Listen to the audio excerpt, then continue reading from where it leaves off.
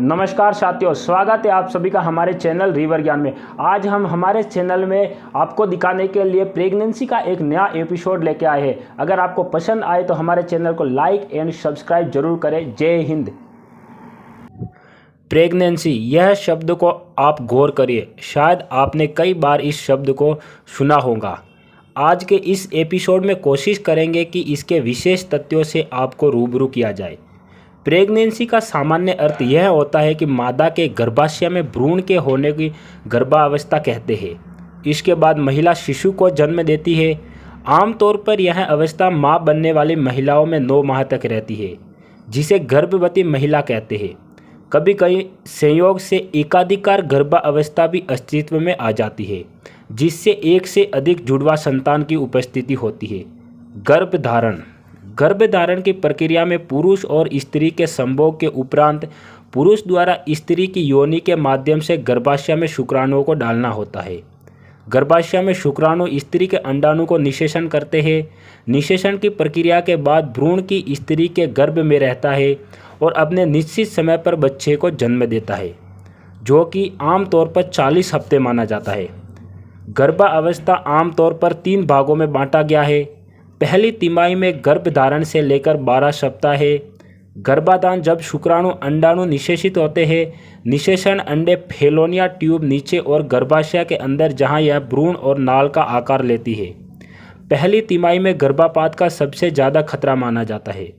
गर्भावस्था की दूसरी तिमाही 13 सप्ताह से 28 सप्ताह है, जिसमें भ्रूण को आंदोलन को महसूस किया जा सकता है।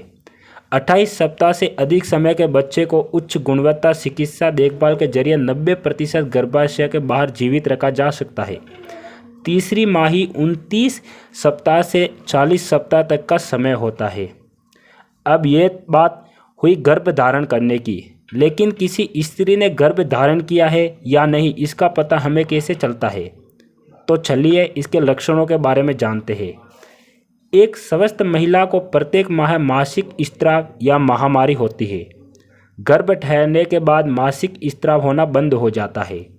इसके साथ साथ दिल में आमिल कोदर होना, उल्टी होना, बार बार पेशाब का होना तथा स्तनों में हल्का दर्द होना आदि साधारण शिकायतें रहती है।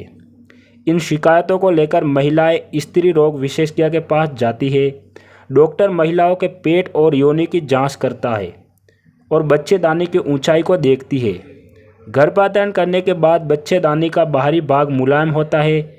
इन सभी बातों को देखकर डॉक्टर महिलाओं को मां बनने का संकेत देता है।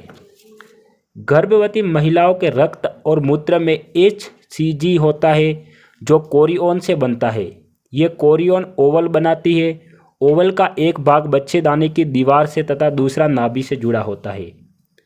इसके शरीर में पैदा होते ही रक्त और मूत्र में HCG आ जाता है।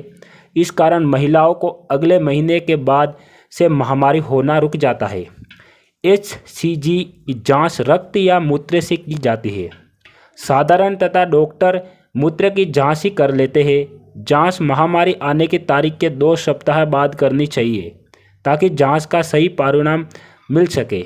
यदि जांच 2 सप्ताह से पहले ही करवा लिए जाए तो परिणाम हाँ या नहीं में मिलता है। इसे वीकली पॉजिटिव कहा जाता है। अब हम बात करते हैं गर्भपात को लेकर। भारतीय संविधान के कानून क्या कहते हैं? सुप्रीम कोर्ट ने आज देश की सभी महिलाओं को गर्भपात का अधिकार दे दिया है, चाहे विवाहित हो या अविवाहित। इस ऐतिहासिक फैसले में शीर्ष कोर्ट ने कहा कि मेडिकल टर्मिनेशन ऑफ प्रेगनेंसी यानी MTP एक्ट के तहत 24 सप्ताह में गर्भपात का अधिकार सभी को है। इस अधिकार में महिलाओं के विवाहित या अविवाहित होने से फर्क नहीं पड़ता। गर्भपात पर भारत का कानून क्या कहता है? भारतीय दंड संहिता 1860 की धारा 312 गर्भवती महिला की सहमति से गर्भपात होने पर भी स्वेच्छा से गर्भपात का कारण है, सिवाय इसके कि जब गर्भपात महिला के जीवित को बचाने के लिए किया जाता है। इसका अर्थ यह है कि महिला स्वयं या चिकित्सक सहित किसी अन्य व्यक्ति पर गर्भपात का मुकदमा नहीं चलाया जा सकता है।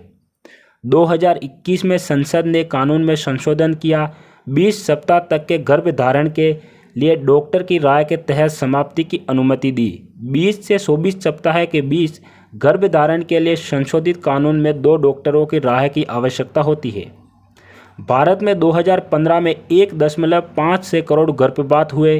ज़्यादातर महिलाओं ने डॉक्टर से बिना सलाह लिए घर में ही दवा खाकर गर्भपात कर लिया।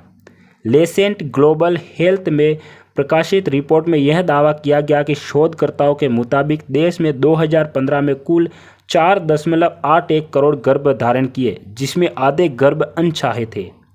यदि आपको हमारी जानकारी अच्छी लगी हो तो चैनल को सब्सक्राइब, लाइक एंड शेयर जरूर करें। जय हिंद।